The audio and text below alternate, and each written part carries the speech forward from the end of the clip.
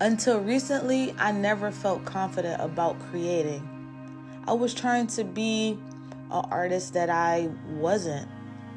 When I attended a high school focused on design, I learned the techniques and the basics of what, in their opinion, was how to create good art. Throughout the years of lectures and projects, I still could not find my creative voice. It made me doubt myself greatly because what I was searching for wasn't concrete. It was a feeling. And after graduating, I wanted nothing to do with art.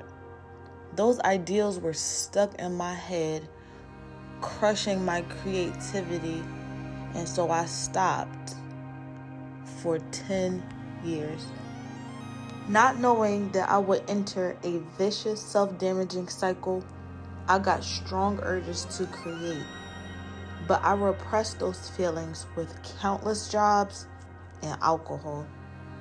I doubted myself so much that it trickled over into my decision making.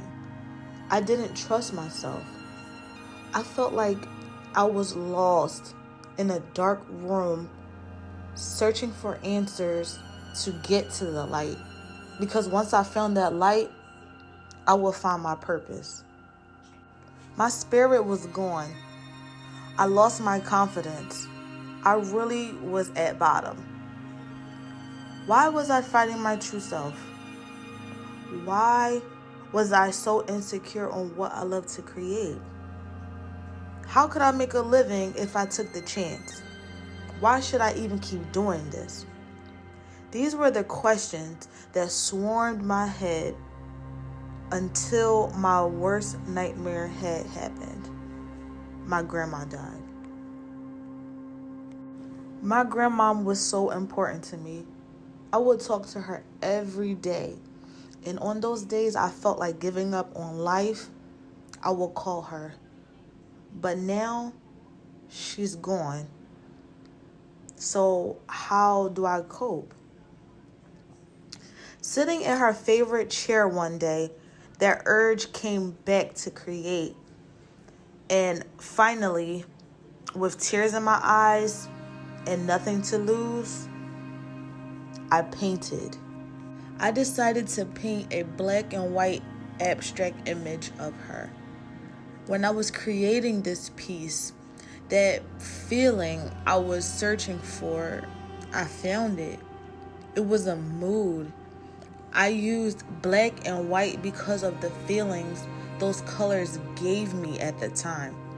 So sticking to mood and using the colors on how I feel, I created another painting and another and another until I realized that I paint for my feelings. It's how I express myself.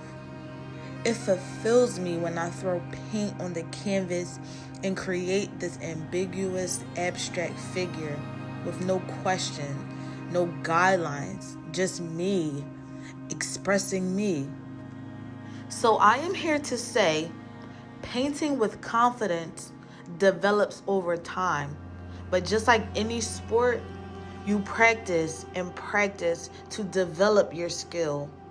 In the beginning, you'll always compare your style to someone else or get swarmed with self-doubt or try to create what other people like. Confidence is when you have the courage to create regardless of what anyone thinks. Art is subjective, and I was so close-minded. The important thing about art is that it's personal. There are no bounds or limits on what you can create. So for me, this journey of loving my art and accepting it has been 10 years in the making. Don't make the mistake I did and give up on you. If you feel it, do it. If you doubt yourself, do it. If you second guess yourself, still create. You gotta make mistakes if you want to be great. So take a deep breath and do it. Live free and create.